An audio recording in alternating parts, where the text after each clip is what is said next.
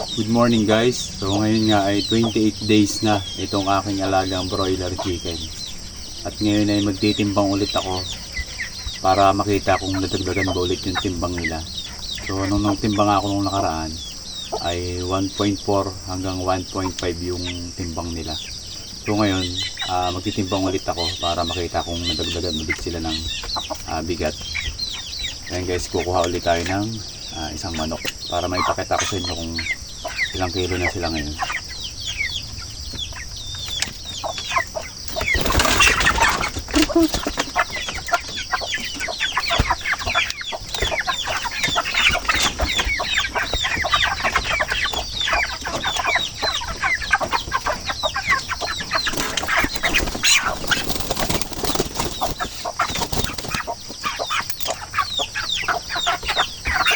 Ayan guys, ito ang bigat.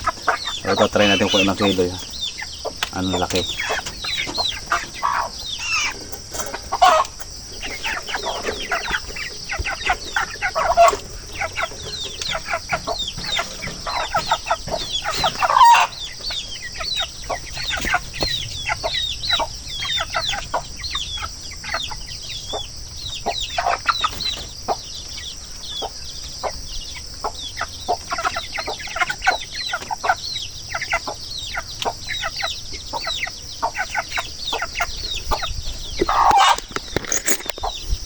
So ayan guys, nasa 1.8 na siya.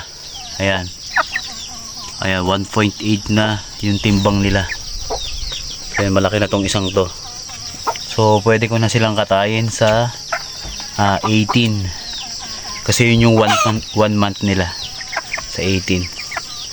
Ayan guys, ang laki niya na. Ayan o, ang dami. So harvest na natin sila sa 18. Ayan guys, maraming salamat ulit sa panonood.